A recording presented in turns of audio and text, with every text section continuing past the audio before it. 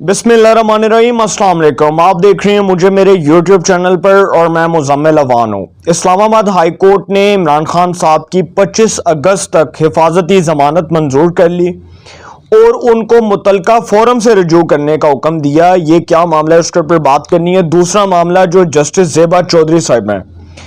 जो सेशन जज हैं, जिन्होंने शहबाज गिल साहब के रिमांड का हुक्म दिया, इनके खिलाफ जो इमरान खान साहब ने जुबान इस्तेमाल की, जो इनको थ्रेट किया, जो इनको धमकियां दी जलसे के अंदर,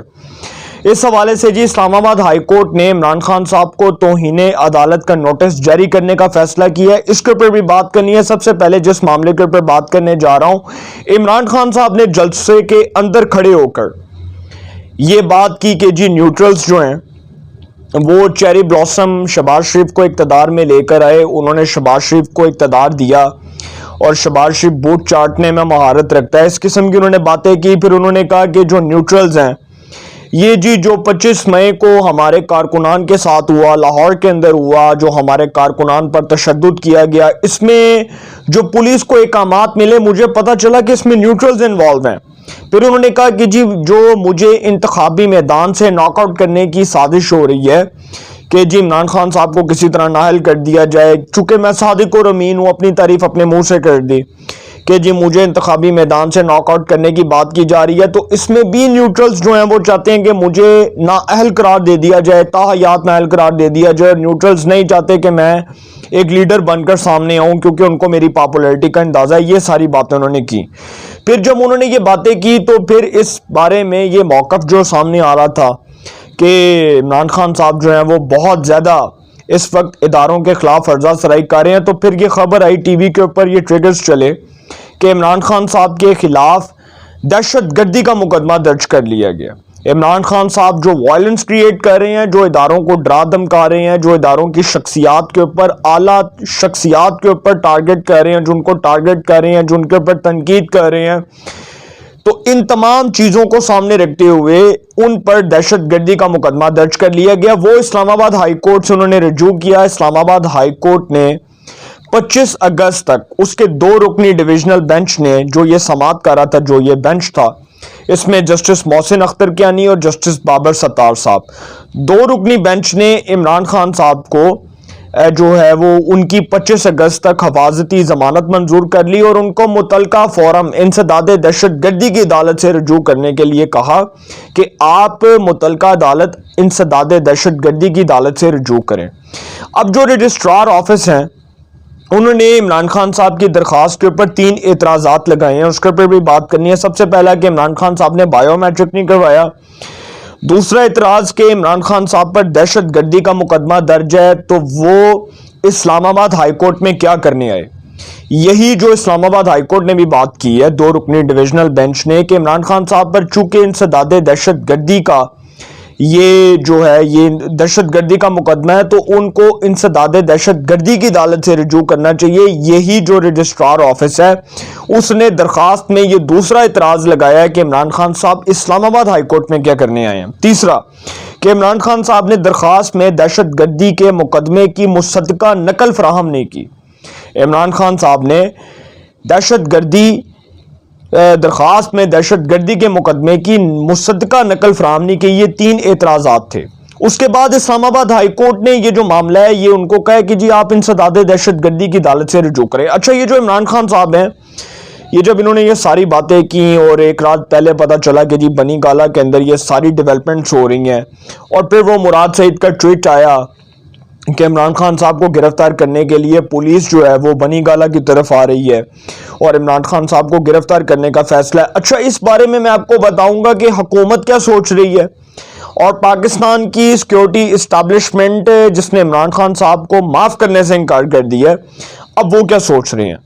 हुकूमत के हलकों में ये बात अभी तक ज़ेरे गर्दिश है कि चूंकि इमरान खान साहब जो फौज के खिलाफ बोल रहे हैं, बार बार वो रियासती इदारों को टारगेट कर रहे हैं, बार बार वो टारगेट करने के साथ साथ पाकिस्तान में इदारों की जो क्रेडिबिलिटी है उसको मुतनाज़ बनाने के लिए सारा कुछ कर रहे हैं, तो लिहाजा उनको गिरफ्तार कर दिया जाए। इस पर जो कुछ जमातें हैं वो इबहाम का शिकार हैं। हुकूमत की कुछ जमातें समझती हैं कि चूंकि अगर इमरान खान साहब को गिरफ्तार कर दिया गया तो फिर शायद माइट भी पॉसिबल कि कुछ हालात ख़राब हो जाएं, क्योंकि इमरान खान साहब के जो कारकुनान हैं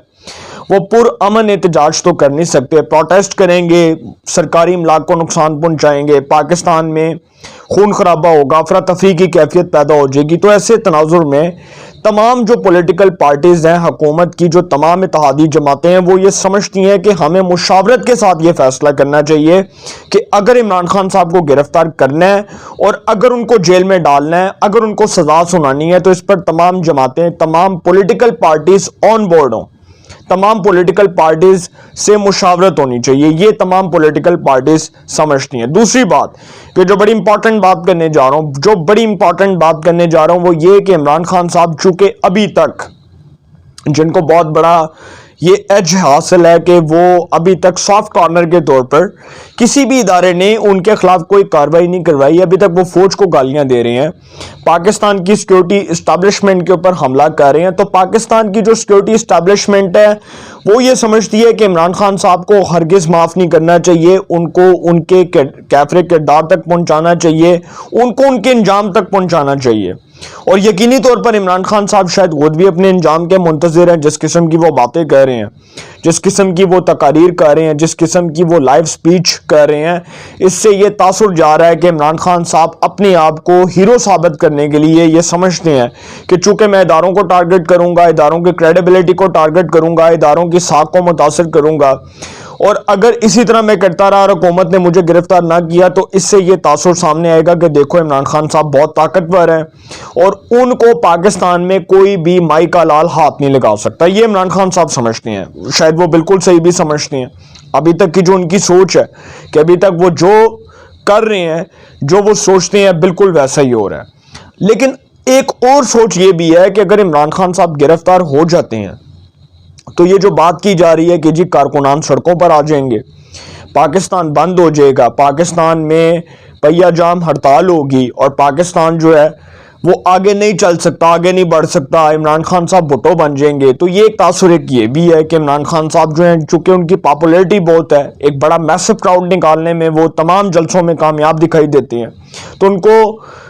کیفے کردار تک پہنچانا، ان کو ان کے انجام تک پہنچانا اتنا آسان نہیں ہوگا، کیونکہ شاید عوامی رد عمل بہت ہوگا۔ یہ بھی تمام باتیں جو ہیں وہ عوام کے ذہنوں میں گردش کر رہی ہیں، لیکن حکومت یہ سمجھتی ہے کہ شاید ان کو گرفتار کرنے سے معاملات بہتر ہو سکتے ہیں، تو حکومت ان کو ڈیفینیٹلی پکڑے گی، اور کتنا کو وہ اداروں کے خلاف بولیں گے، 10 دن بولیں گے، 20 دن بولیں گے، 50 دن بولیں گے، ایک دن وہ اس پورے جو ہے وہ نظام کی گرفت میں آ جائیں گے اور وہ گرفتار ہو جائیں گے۔ لیکن یہ ابھی تک کا جو ہے وہ سب سے زیادہ سافٹ کارنر عمران خان صاحب کو ملا اور انہوں نے اس کا ناجائز فائدہ اٹھایا، اس میں کوئی شک نہیں ہے۔ پھر دوسری بات یہ کہ جو بنی گالہ میں وہ چھپ کر بیٹھے ہوئے تھے، اور جب وہ پتہ چلا کہ جی پولیس والے جو ہیں ان کی پولیس والوں کی اطلاع ملی بنی گالہ کے اندر کہ وہ عمران خان صاحب کو گرفتار کرنے آ رہے ہیں، تو عمران خان صاحب نے دوڑ لگا دی، وہ پشاور چلے گئے۔ وہ ایک شعر ہے کہ جی بچ جائے تو شہید، مر جائے تو غازی، بھاگ جائے تو عمران خان نیازی، یہ ایک شعر بنا ہوا ہے عمران خان صاحب کے اوپر کہ بچ جائے تو شہید، مر جائے تو غازی، بھاگ جائے تو عمران خان نیازی۔ ویسے بات تو بالکل ٹھیک ہے کہ عمران خان صاحب جلسوں میں کھڑے ہو کر ابھی تک یہ بات کرتے رہے کہ جی مجھے کسی کا کوئی ڈر نہیں ہے، مجھے کوئی مائی کا لال ہاتھ نہیں لگا سکتا، مجھے کوئی جیل میں نہیں ڈال سکتا، لیکن اب وہ دوڑ گئے ہیں، اور وہ گرفتاری سے بچنے کے لیے انہوں نے عدالت میں کہا کہ جی میرا تو کوئی کرمنل ریکارڈ نہیں ہے، میں نے تو کوئی آج تک جو ہے وہ اس قسم کا جرم نہیں کیا، اور یہ بھی کہا کہ جی فرار یا پروسیکیوشن خراب کرنے کا امکان تک نہیں ہے، لہٰذا میری ضمانت منظور کی جائے، جو انہوں نے درخواست میں موقف اپنایا۔ عمران خان صاحب جی آپ کا کوئی کرمنل ریکارڈ کیوں نہیں ہے؟ 2014 میں آپ نے پاکستان کی پارلیمنٹ کے اوپر، پاکستان کے سرکاری ادارے پی ٹی وی کے اوپر حملہ کروایا، اور اس کے بعد انسداد دہشت گردی کی عدالت میں آپ پیش ہوتے رہے، وہاں سے آپ نے ضمانتیں کروائیں، مچل کے جمع کروائے، ضمانتیں کروانے کے ساتھ ساتھ آج بھی وہ کیس آپ کے گلے پہ لٹک رہا ہے، اور آپ کہتے ہیں کہ جی آپ کا کوئی کرمنل ریکارڈ نہیں ہے۔ اور آج جو عمران خان صاحب کے اوپر یہ سارا کچھ ہوا، یہ کس طرح کرمنل ریکارڈ نہیں ہے کہ بھائی آپ ایک جج کو، سیشن جج کو آپ دھمکیاں دے رہے ہیں، سر عام دھمکیاں دے رہے ہیں، قتل کی دھمکیاں دے رہے ہیں، مارنے کی دھمکیاں دے رہے ہیں، اعلیٰ پولیس افسران کو، آئی جی اسلام آباد کو، ڈی آئی جی کو آپ دھمکیاں دے رہے ہیں، پولیس کے عملے کو آپ نقصان پہنچانے کے لیے باتیں کر رہے ہیں، تو اس کا مطلب کہ آپ کا کوئی کرمنل ریکارڈ نہیں ہے۔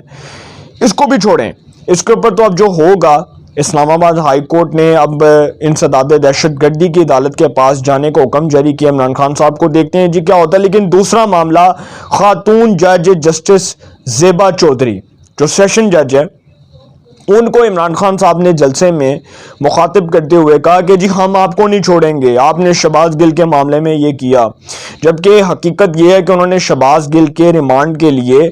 انہوں نے حکم جاری کیا اور عمران خان صاحب نے ان کے اوپر بھی اٹیک کر دیا, ان کے اوپر بھی پرسنل اٹیک کیا, ان کو بھی تنقید کا نشانہ بنایا. اور عمران خان صاحب کے خلاف یہ الزام ہے کہ جو جسٹس زیبا کے خلاف انہوں نے زبان استعمال کی ہے, جو ان کے خلاف بولنے کا معاملہ ہے, اس پر جی اسلام آباد ہائی کورٹ نے عمران خان صاحب کو توہین عدالت کا نوٹس جاری کرنے کا فیصلہ کیا ہے. اور اسلام آباد ہائی کورٹ کے تمام ججز نے اس بات پر اتفاق کیا ہے کہ عمران خان صاحب کو فوری طور پر توہین عدالت کا نوٹس جاری کیا جائے. اب اس کے اوپر اسلام آباد ہائی کورٹ کا 3 رکنی لارجر بینچ بن گیا ہے. توہین عدالت کیس کی کارروائی اسلام آباد ہائی کورٹ کا 3 رکنی لارجر بینچ کرے گا, جس میں جسٹس محسن اختر کیانی, جسٹس میاں گل حسن اورنگزیب اور تیسرے جج جو ہیں وہ جسٹس محسن اختر کیانی, جسٹس میاں گل حسن اورنگزیب, اور جو تیسرے جج آئی تھنک وہ ہیں جسٹس بابر ستار صاحب. اب یہ جو 3 رکنی بینچ ہے یہ عمران خان صاحب کے خلاف توہین عدالت کی جو ہے وہ کارروائی کرے گا اور دیکھے گا کہ عمران خان صاحب نے جو جج صاحبہ کے خلاف جو نازیبا کلمات استعمال کیے, جو انہوں نے ان کو ڈرانے کے لیے الفاظ استعمال کیے, جو انہوں نے ان کو تھریٹ کرنے کے لیے الفاظ استعمال کیے, وہ توہین عدالت کے زمرے میں آتے ہیں. اب عمران خان صاحب کے لیے سب سے بڑا پرابلم یہ ہے کہ ان کو ثابت کرنا پڑے گا اسلام آباد ہائی کورٹ میں جو الزامات انہوں نے جسٹس زیبا کے اوپر لگائے یہ کس کانٹیکس میں لگائے, یہ کس حیثیت میں لگائے, اب ان کو یہ چیزیں ثابت کرنا پڑیں گی. تو عمران خان صاحب کے خلاف جی گھیرا تنگ ہو رہا ہے اور وہ سمجھتے ہیں اگر کہ وہ اداروں کو گالیاں دے کے ذوالفقار علی بھٹو بن جائیں گے, قومی لیڈر بن جائیں گے, عوام سڑکوں پر آ جائے گی, سڑکیں بلاک ہو جائیں گی, کاروبار بند ہو جائے گا, عمران خان صاحب جیل میں جائیں گے تو پاکستان کا پہیہ جام ہو جائے گا. تو سر یہ لکھوا لیں کہ عمران خان صاحب جس دن جیل میں جائیں گے اس دن سڑکوں پر شاید کوئی نکل آئے, مائٹ بھی پاسبل کوئی 1-2 لاکھ لوگ نکل آئیں, لیکن یہ نہیں ہو سکتا کہ پاکستان نہیں چلے گا. پھر ڈنڈا چلے گا اور ڈنڈا ان پر چلے گا جن کے دماغ اس وقت بہت خراب ہو چکے ہیں, جن کے دماغوں میں اس وقت وہ فطور بھرا ہوا ہے کہ کسی طرح اداروں کو ٹارگٹ کیا جائے. تو آپ کے ساتھ جی نیکسٹ ولاگ میں بہت امپورٹنٹ باتیں کرنی ہیں, تو انشاءاللہ جی ایک نئے سیگمنٹ کے ساتھ پھر ملاقات ہوگی. اپنا بہت خیال رکھیے گا. اللہ نگہبان.